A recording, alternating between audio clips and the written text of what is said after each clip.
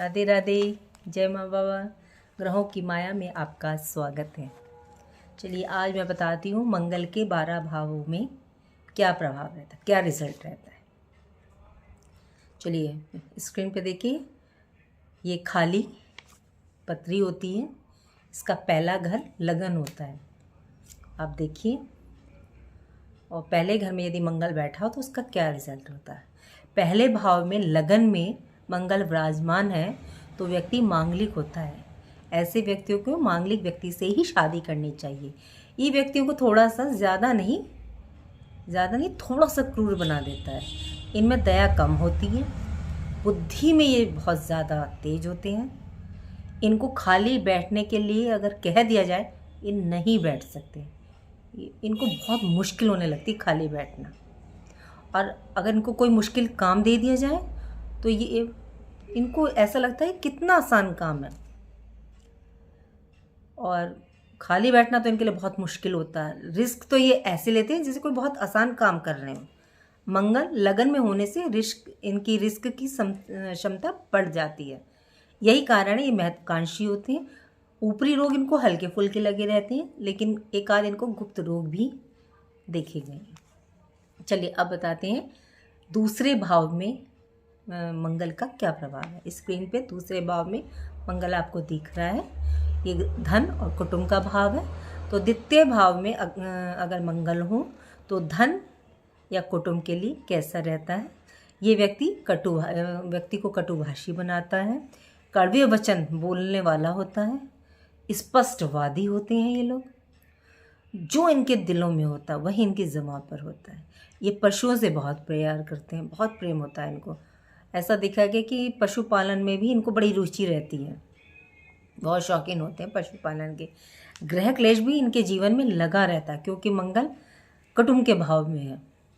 इनका जो minus point है वह यह है कि कान के बहुत कच्चे होते हैं, इसीलिए इनकी गृहस्थी में कोई बोल दे तो गृहस्थी के लिए इनके कान कच्चे होते हैं। कोई यदि इनको वैसे बोल दे नौकरी में तो उसकी बहुत जल्दी मान लेते हैं। बस इनका एक माइनस पॉइंट यही है, धार्मिक बहुत होते हैं ये। चलिए अब देखते हैं कि मंगल अगर तृतीय भाव में हो तो। अगर मंगल तृतीय भाव में विराजमान है तो ये पराक्रम भाव है। ये मंगल का अपना ही घर है। ये व्यक्ति को साहसी बनाता है। यहाँ बैठा मंगल भाइयों से बैर तो कराता है ये, लेकिन व्यक्ति को साहसी बहुत बना देता है। ऐसे व्यक्तियों को भूख सहन नहीं होती तृतीय भाव में अगर मंगल हो तो। अब जानते हैं चौथे घर में अगर मंगल विराजमान हो तो व्यक्ति कैसा होता है। तो चौथे घर का मंगल ऐसा जातक मांगलिक माना जाता है। ऐसे व्यक्तियों को भी शादी अपने ऐसे व्यक्ति से करनी चाहिए जिनका जो मांगलिक हो, जिनका मतलब मंगल लगन में 4, 8, 12 में बैठा हो या सप्तम में बैठा हो। और इस घर का जो व्यक्ति होता है बहुत जल्दी कमाई करके वाहन सुख बहुत जल्दी प्राप्त करता है, बहुत जल्दी खरीद लेता है वाहन सुख, मतलब कमाई में उसके कोई कमी नहीं होती। लेकिन माता से उसके मतभेद होते हैं। और ऐसे इनका जो इनका गोल्डन पीरियड होता है वो स्थान से दूर जा कर के होता है। ये घर से जितनी दूर रहेंगे इनको इसका प्लस पॉइंट बहुत मिलता है, तो इनकी तरक्की में 4 चांद लग जाते हैं। चलिए अब जानते हैं कि पंचम भाव में यदि मंगल विराजमान है तो क्या रिजल्ट देते हैं। पंचम भाव में मंगल हो तो ऐसा व्यक्ति ज़रूरत से ज़्यादा क्रोधित होता है। यहाँ बैठा मंगल 2 नंबर का काम करवाता है। ये व्यक्ति नशे के भी शौकीन होते, किसी न किसी नशे के शौकीन होते हैं। पेट और आंतों से संबंधित इनको रोग होते हैं। गुप्त रोग भी इनको देखे जाते हैं और संतान से इनको पीड़ा भी होती है। चलिए अब देखते हैं छठे घर में मंगल का प्रभाव। छठा घर त्रिक भाव में अगर मंगल हो तो क्या रिजल्ट है। छठे घर को त्रिक भाव भी बोलते हैं। यहाँ व्यक्ति देखने में तो शारीरिक बलिष्ठ लगता है, मतलब लगता है इस शरीर में कितनी ताकत है, लेकिन वो किसी काम की नहीं रहती। उनका जो है भावात्मक रूप से और वो मनोवैज्ञानिक ढंग से वो बहुत कमज़ोर होते हैं। अगर ये पढ़ाई ढंग से कर लें, वैसे तो ये करते नहीं, अगर पढ़ाई ढंग से कर सके तो एकेडमिक में अच्छा परफॉर्मेंस करते हैं ये लोग। और शत्रु को ये जब तक जड़ से ना मिटा दें, ये शांत नहीं बैठते। मतलब इनको अगर किसी ने इनके साथ शत्रुता करी है तो उसको जब तक जड़ से ख़त्म नहीं कर देते तब तक शांति नहीं बैठेंगे लोग। और नौकरी अच्छी करते हैं ये लोग, अच्छी नौकरी मिलती है। और अंदर ही अंदर ये लोग षड्यंत्र करने में माहिर होते हैं। इस चीज़ का विशेष ध्यान रखिएगा, इस षड्यंत्र बहुत अच्छे ढंग से करते हैं। और ऋण भी इन पर होता है। त्वचा संबंधी रोग होते हैं इनको। सेना में, पुलिस में अगर ये ट्राई करें तो इनको जॉब मिलती है, नौकरी मिल जाती है। और ये अपनी आय से अधिक खर्च करते हैं। चलिए अब बताते हैं सप्तम घर में अगर मंगल, सप्तम भाव में अगर मंगल देव विराजमान होते हैं तो व्यक्ति मांगलिक कहलाता है। इनको तो विशेष ध्यान रखना चाहिए, मांगलिक व्यक्ति से शादी करें, इनको पारिवारिक जीवन में स्टार्टिंग से ही बहुत दिक्कत आती है। नहीं तो इनको गैस, पेट, आंत से संबंधित प्रॉब्लम होती है। सरकार से इनको कोई ना कोई प्रॉब्लम लगी रहती है।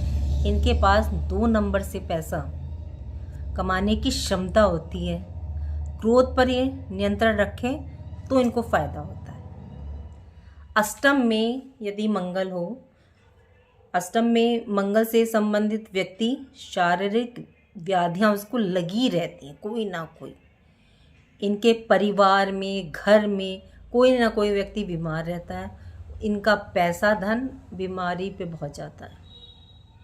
इनको क्रोध बहुत ज़्यादा आता है। इनको बस ज़रा से छेड़ने की देर होती है।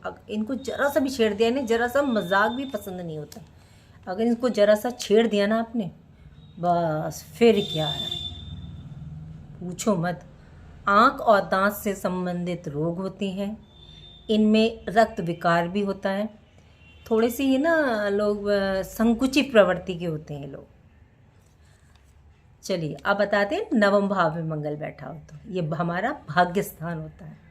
नवम भाव जो कि भाग्य भाव है, इसमें यदि मंगल बैठा हो तो इस प्रकार के व्यक्तियों को इस प्रकार के व्यक्ति परफेक्ट दुश्मन होते हैं। ऐसा दुश्मन आपने नहीं देखा होगा।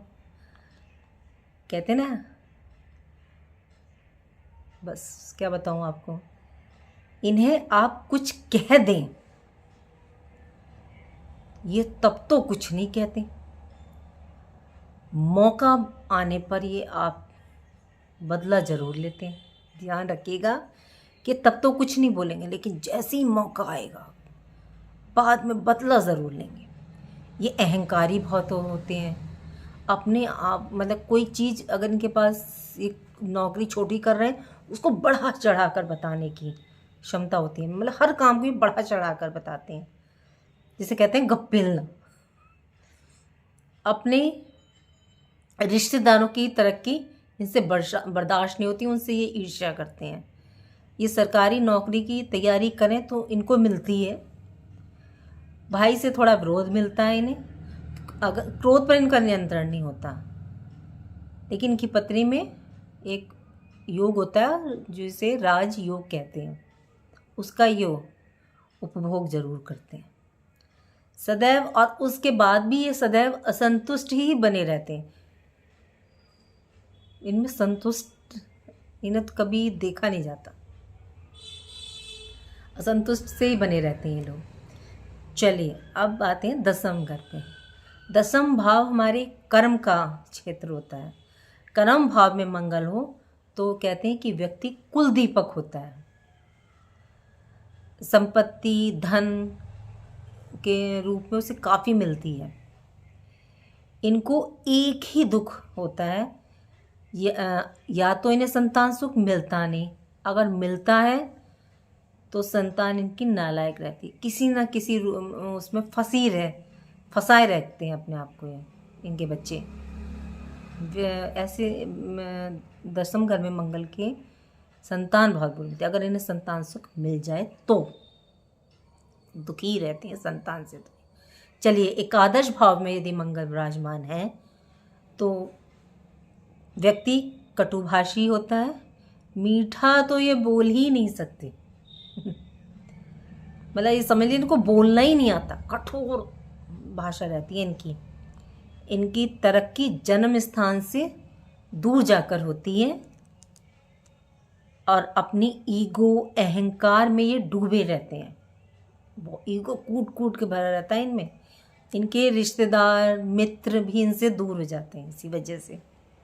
चलिए, अगर 12वें भाव में मंगल हो तो इन्हें ये हमारा व्यय भाव ज़्यादा कहलाता है।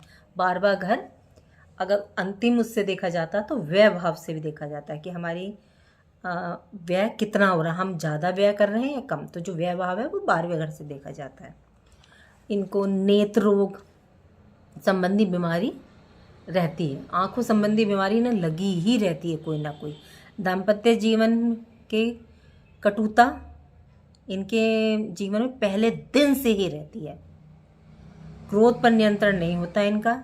आय से अधिक व्यय करने के कारण इन पर इतना ऋण हो जाता है, ऐसी व्याधियों में ये फंस जाते हैं कि इनको बहुत नुकसान होता है। मतलब कि गलत संगत में भी पड़ जाते हैं और वहाँ पर व्यय बहुत करते हैं लोग, इतनी इनकी आय नहीं होती। और जब इनकी आंखें खुलती हैं तब कहते हैं ना सब कुछ ढेर हो चुका होता है। फिर लेकिन ये हिम्मत नहीं हारते, लेकिन उसके बाद ये फिर खड़े होते हैं, दोबारा से ये अपनी दूसरी इनिंग शुरू करते हैं। तो चलिए बताइए कैसा लगा 12 भाव में मंगल का फल। और आगे इसके बाद दूसरे ग्रह का लाऊंगी 12 भावों में फल आप लोग के कहने पे ही। अगर कोई विशेष जानना चाहते हैं जैसे बुध का, बृहस्पति का, शुक्र का, तो आप बता दीजिए, पहले उसका बता दूँगी। चलिए, राधे राधे, जय माँ बाबा। और ग्रहों की माया को लाइक कीजिए, शेयर कीजिए, सब्सक्राइब कीजिए।